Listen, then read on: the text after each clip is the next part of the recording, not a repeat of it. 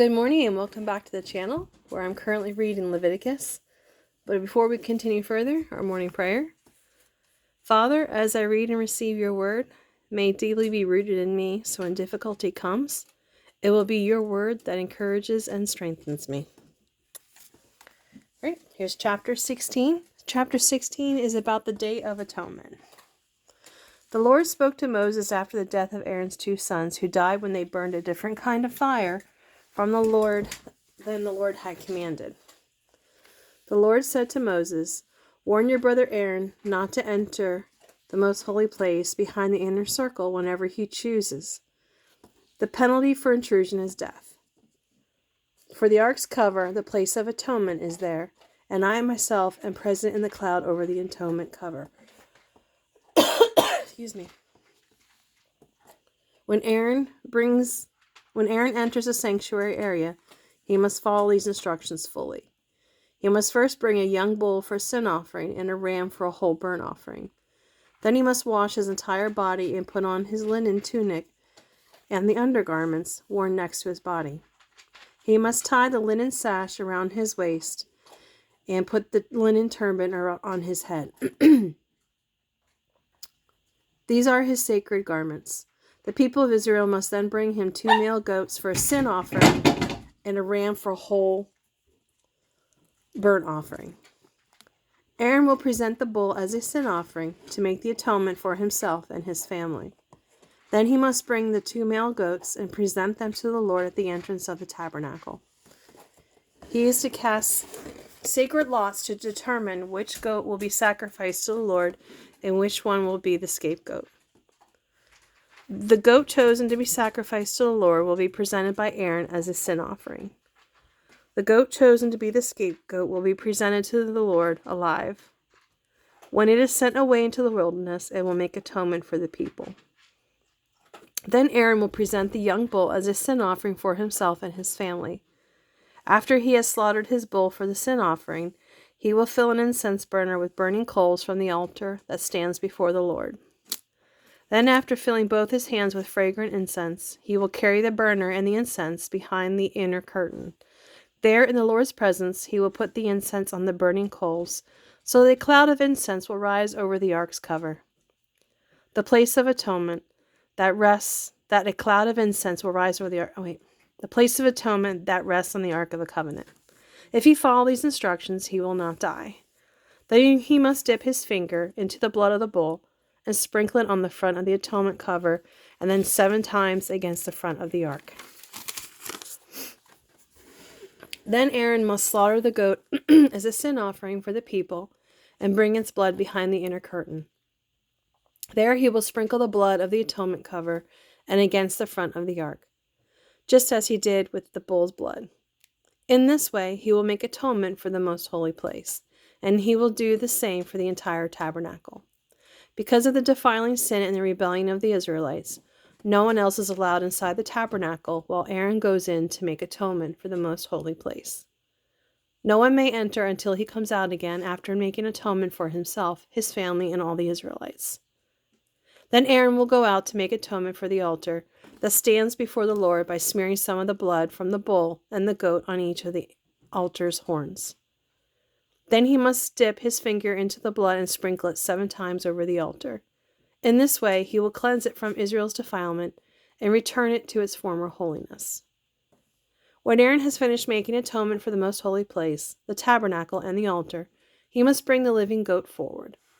He is to lay both of his hands on the goat's head and confess over it all the sins and rebellion of the Israelites. In this way, he will lay the people's sins on the head of the goat.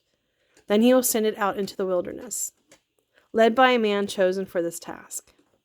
After the man sets it free in the wilderness, the goat will carry all the people's sins upon itself into a desolate land. As Aaron enters the tabernacle, he must take off the linen garments he wore when he entered the most holy place. Then he must leave the garments there. Then he must bathe his entire body with water in a sacred place, put on his garments, and go out to sacrifice his own whole burnt offering and the whole burnt offering of the people. In his way, he will make atonement for himself and for the people. He must also burn all the fat of the sin offering on the altar. The man chosen to send the goat out into the wilderness as a scapegoat must wash his clothes and bathe in water. Then he may return to the camp. The bull and goat given as the sin offerings, whose blood Aaron brought into the most holy place to make atonement for Israel, will be carried outside the camp to be burned. This includes the animal's hides, the internal organs, and the dung. The man who does the burning must wash his clothes and bathe himself in water before returning to the camp. On the appointed day in early autumn, you must spend the day fasting and not do any work. This is a permanent law for you, and it applies to those who are Israelite by birth, as well as to the foreigners living among you. On this day, atonement will be made for you, and you will be cleansed from all your sins in the Lord's presence. It will be a Sabbath day, a total rest, and you will spend the day in fasting. This is permanent law for you. In future generations, the atonement ceremony will be performed by the anointed high priest, who serves in places of his ancestor Aaron. He will put on the holy linen garment and make atonement for the most holy place, the tabernacle, the altar, the priest, and the entire community. This is a permanent law for you, to make atonement for the Israelites once each year. Moses followed all these instructions that the Lord had given to him. Chapter 17. Prohibitions against eating blood.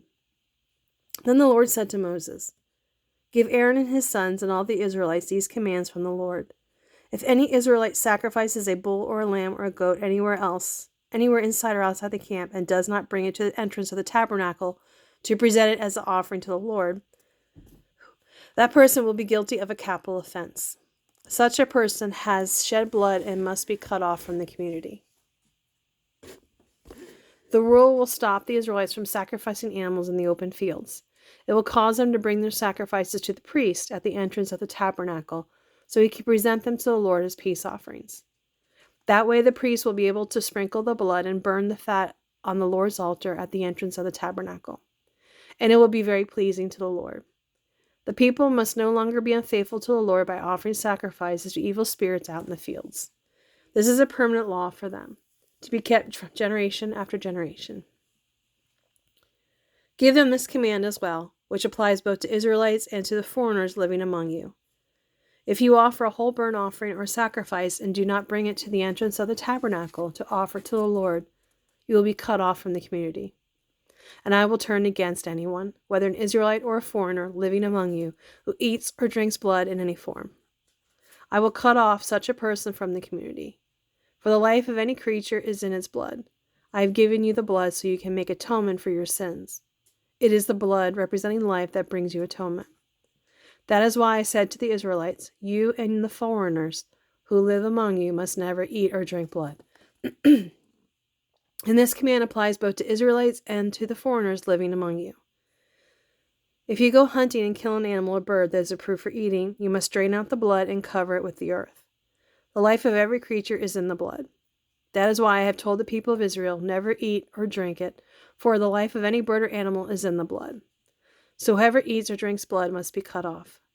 And this command also applies to both the Israelites and foreigners living among you.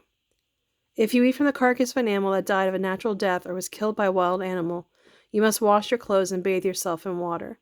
Then you remain ceremonially unclean until evening. After that, you'll be considered clean. But if you do not wash your clothes and bathe, you will be held responsible. Okay, I don't know. I'm actually going to end it here today. Thank you so much for joining me. We will begin with chapter 18 tomorrow. Have a wonderful day. Have a blessed day. And remember, if you can make a difference, bless somebody today.